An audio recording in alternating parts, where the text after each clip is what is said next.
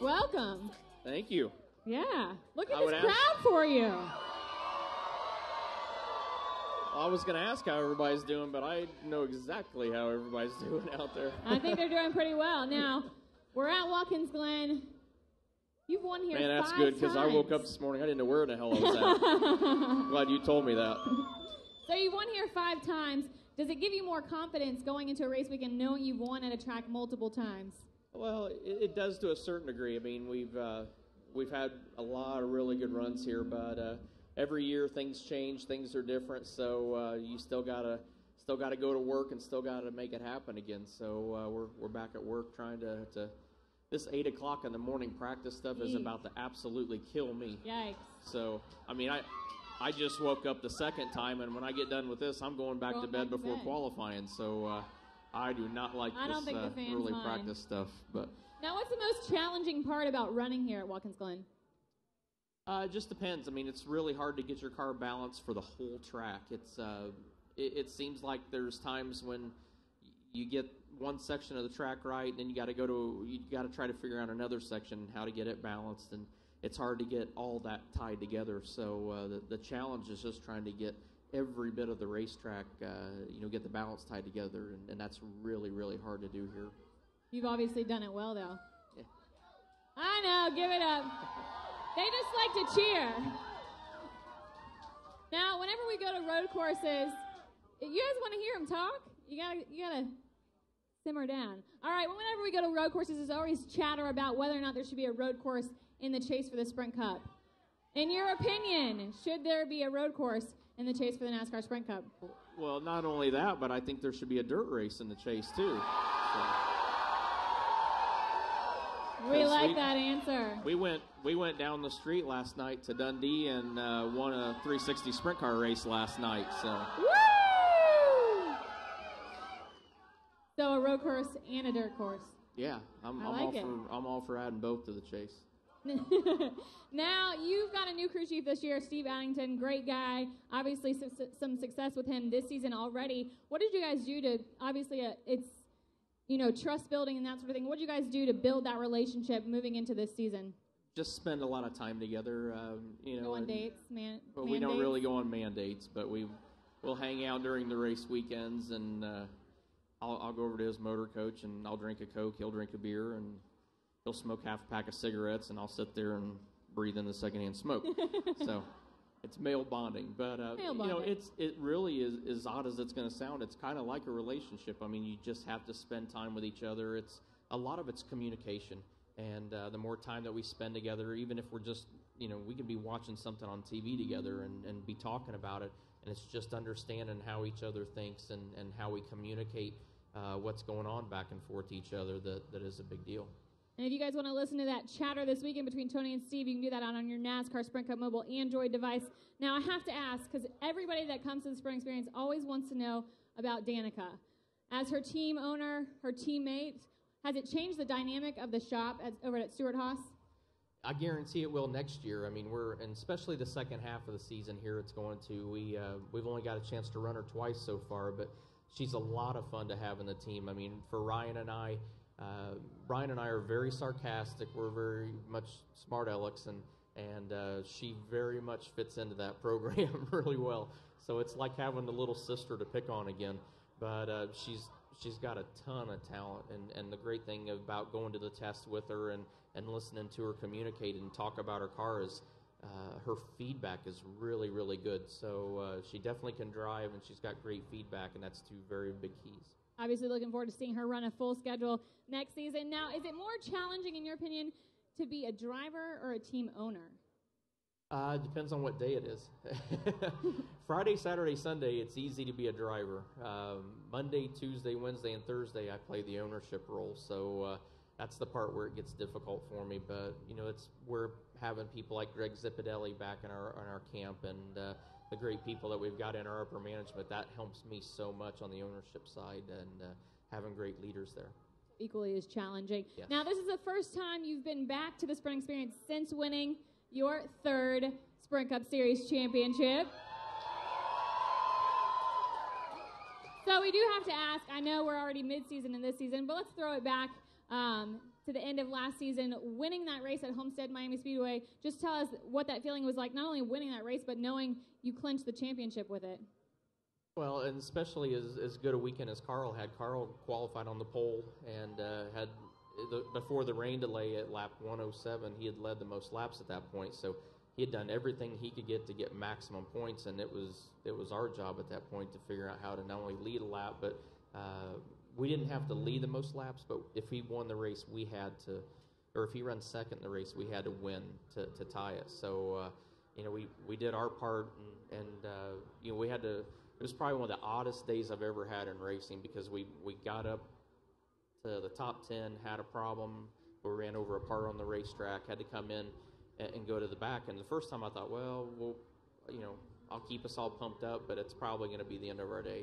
And then we went from dead last back halfway up through the field in like 20 laps and ran into another problem. And it was like, well, okay.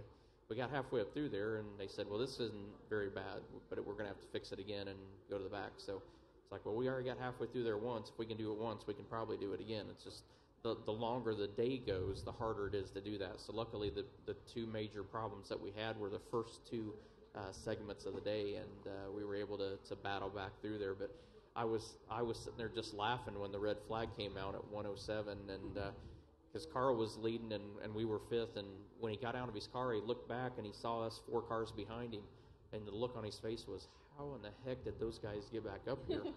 So at that point, I was pretty sure that we had him worried and could get done what we needed to get done. Some of the most competitive racing I've ever seen, definitely. Now, after winning the championship, what was your mindset going into 2012 in terms of your goals? Was it maybe winning back-to-back championships? Was it making the chase again? What was your goal for 2012, and has that changed mid-season? Well, it's, you always go into every season wanting to win races, make the chase, and win the championship. And so it was odd because by the time we left Miami and we went to Bristol, Connecticut, where ESPN's headquarters were, and I got to bed at 6:30 in the morning and had to be up at 9. And when I laid down, I was already trying to figure out what we had to start doing to get ready for this year. So I think I let my mind relax for about 3 hours trying to enjoy what had happened, but at the same time, I was already trying to figure out what we were going to have to do to try to do the same thing. So, we'd already known that we were going to change crew chiefs, and so we were already starting that motion of, what did we have to do getting back to the shop to get Steve moved in, get Zipadelli moved over, and trying to get it all tied together really quickly. Very good. Now, a lot of fans out here, we actually do have a program called Aspen Sprint Cup where fans submit questions that we ask the drivers. So we have one for you. It's the Olympics. Obviously, they're wrapping up. But one fan wanted to know what Olympic sport you would like to gold medal in if you had to do an Olympic sport. If they ever had race car driving, I'm going for it. So, but I will say this. I'm going to tell them myself because I got my new house built in Indiana, and I've got TVs in the mirrors in the bathroom, so that way if you're getting ready in the morning and you're watching something on TV, you don't have to just stop, run in there and try to take a shower and try to get back. So I can still watch it. And I sat there in the shower for like 45 minutes, and my girlfriend Devin was like, will you get out of the shower so I can take a shower? And I kept watching. All I was watching, and the stupid thing is I was watching women's doubles badminton. Badminton? And I could not stop watching it in the shower. It's intense. I just couldn't believe it. And then we went to then last weekend we went racing, and I got this full-time job with a stock car, and then this second job that I go race sprint cars at night. And we had came back from Port Royal Speedway in Pennsylvania last weekend, and it was about 2 in the morning, and she'd already went to bed, and I was in the shower in the motorhome.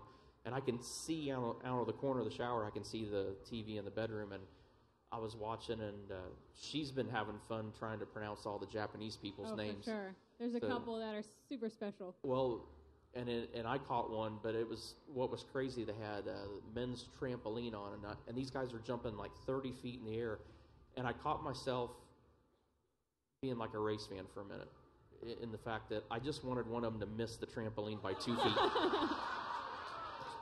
Just to see what the wreck was going to look like. Just to see. And I didn't want him getting hurt, but I thought, man, one of these guys, because they're doing some crazy stuff 30 feet in the air, and I thought, man, this guy lands 2 feet one direction the wrong way, and it's going to be a major wreck. But I had to yell out the deal. I had shower water all over the floor. I'm like, Devin, look, this guy named Dong Dong is winning the gold medal in trampoline. I swear to God, that's what that guy's name was Dong Dong. Or, no, I'm sorry, I think, Ding Dong. I think it was Dong Dong. Or was it? It was Dong Dong. So badminton or there was one trampoline. that was like Ding Ling or something, and it was like, somebody quit ringing the doorbell. How do you sit there and call that guy when your kid there? Hey, Ding Ling. So. We like to do stuff special for fans here at the Spring Experience. So we're actually going to have you sign a die-cast car that we're going to auction off, or not auction, raffle off after. So Tony's going to do that after we do the quick 10. So 10 quick questions. To help you guys learn. This could be scary. To help you guys learn about Tony off the track. Are you ready? It's not going to be hard, I promise. I know it's not going to be hard, but I have a feeling it's going to be unnerving at some point during these 10 questions. Right. If you could change places for one driver for a day, who would it be? Jimmy Johnson, because I'd like to have 5 championships in a row. What'd you have for breakfast? I haven't had breakfast yet. I'm waiting to go back to bed. All right, one track that's not on the Sprint Cup Series circuit that you'd like to see. Eldora. Eldora. I like that answer. All right, a magazine cover, doesn't have to be sports or motorsports, that you would love to be on. I mean, it can be, but it doesn't have to be. Oh, GQ, of course. GQ.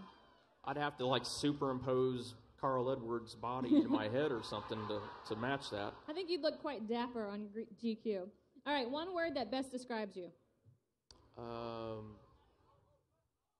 Smoke's a pretty easy one, I guess. That's a good one. Something that remains on your bucket list.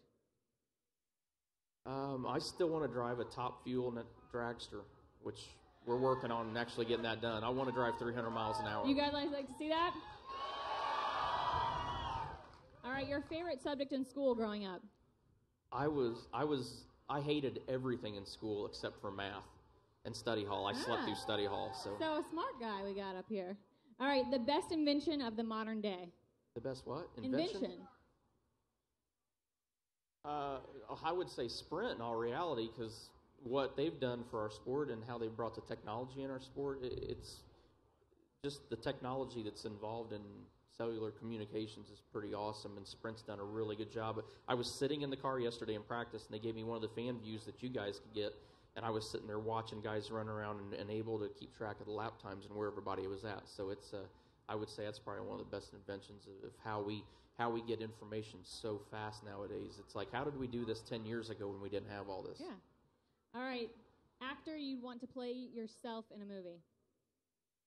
What do you think, girls? So it's the Tony Stewart story. Who's playing you? I can't have Brad Pitt because he's got blonde hair.